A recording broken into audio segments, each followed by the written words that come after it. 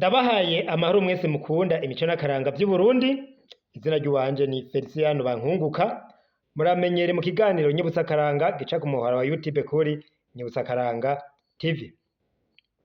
Ego, mu mashengero katolika no mu baporoti abantu barahimbaje ivuka ry'umwami Yezu Kirisu. Ejo rero abantu baragiye mu masengero barahimbaza, uwo twabonanye asenga mw'idini ry'abayisilamu we yavuze yuko uwo musi batawuzi. Hari n'abandi mu madini yabo bavuga yuko uwo musi batawuzi, ngo ntawo wanditswe muri Bibiliya. Ca wumva yuko rero amashengero amwe yose afise uko afata ivuka rya Yezu Kirisu. Nkababwira rero yuko mu mico n'akaranga vy'Uburundi uwo musi mukuru wa Noweli uhimbazwa kw'igenekezo rya 25 Kigarama uko umwaka utashe. Kera mu mico n'akaranga vy'Uburundi ntavyo bari bazi.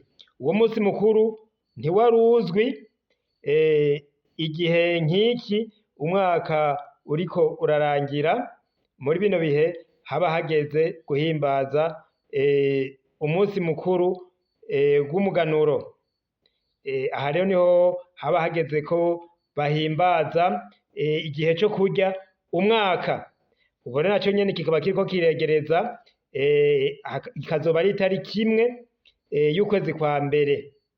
Aho rero niho bahimbaza umwaka mushasha.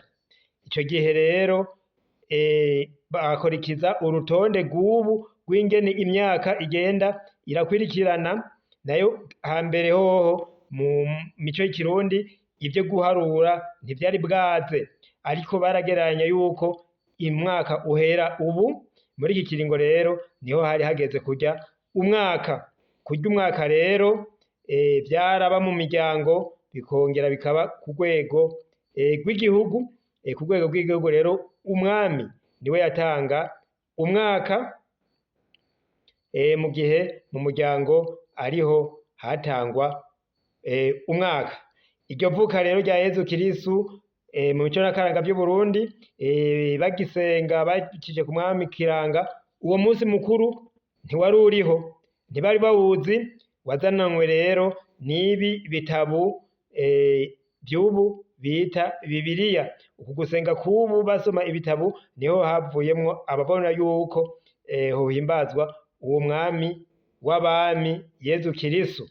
Uwo rero mu mico kama y'Uburundi uwo ntiyarazwi. Niho duca tubona rero duti aho imico kama yari itandukaniye n'ibi vy'ubu dusenga ubu, aho niho tubona itandukaniro. Ahandi ho twagiye turabereka mu mico n'akaranga vy'Uburundi imico y'ivyo bemera vyari ibi. Ubu naho tugezehe?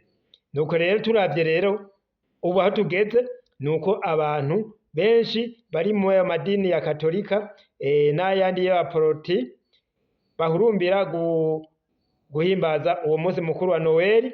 Ejo rero baragiye mu masengero barasenga, inyuma yaho baragize imisi mikuru, ububare bwari bwuzuye, abantu baratamba batarika bararya. Hari n'abaciye bagira ubugeni uwo musi nyene mu masengero, twarabonye aho bagize ubugeni, abandi barabatiriza abana, hama rero baza kurya imisi mikuru mu miryango. Mugaca mwumva yuko kera atariko vyari bimeze. Muri iki gihe nabo bahimbaza kurya umusi mukuru ubwo uheze umwaka, bagatanga umwaka mu miryango.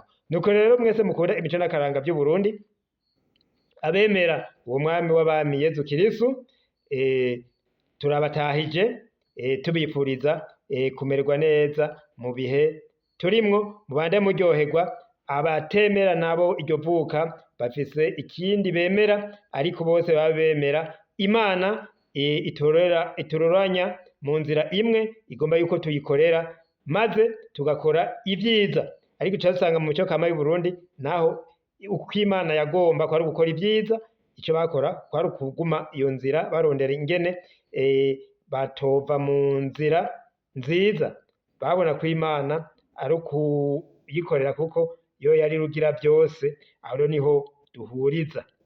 Nuko rero mwese rero ndabasezeye, mugire amahoro, mwitegure kandi no kuzorangiza neza umwaka, abarose bahe, abatarose hazobe gusabikanya, mwibuke n'abakene. Murakoze.